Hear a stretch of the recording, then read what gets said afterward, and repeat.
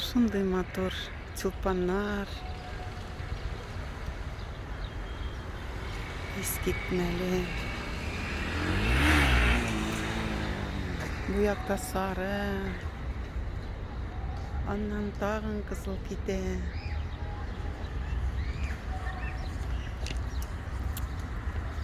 Ay subhanallah. Subhanallah, subhanallah. Bir gerek motor indi.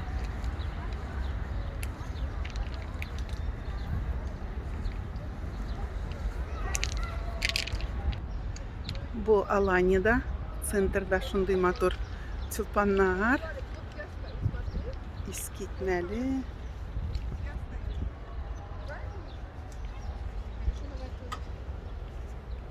Хорошо, давай здесь, давай. Отлично. Я согласна. Güzelçka, selam motorum.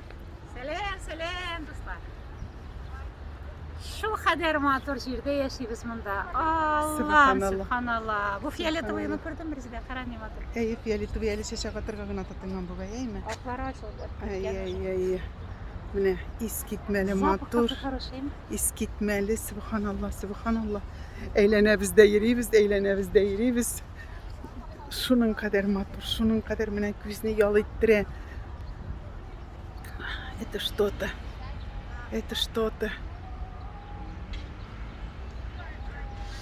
Ay, mındağı zapах, emında umartalar.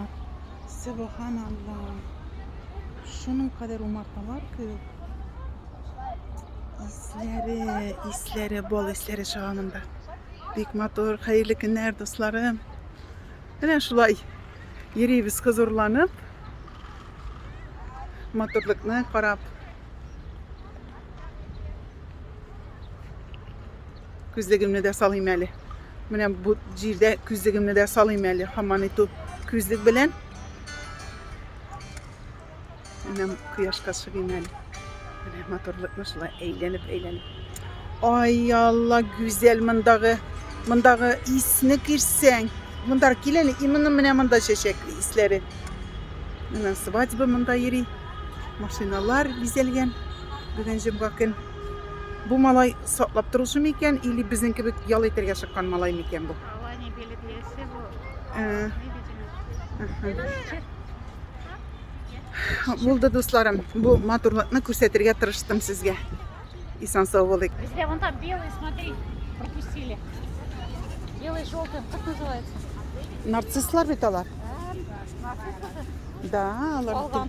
Tigi narsistlar. Hey. Анын янда запах енді кішкене барғанда или bu Gel bu yakta.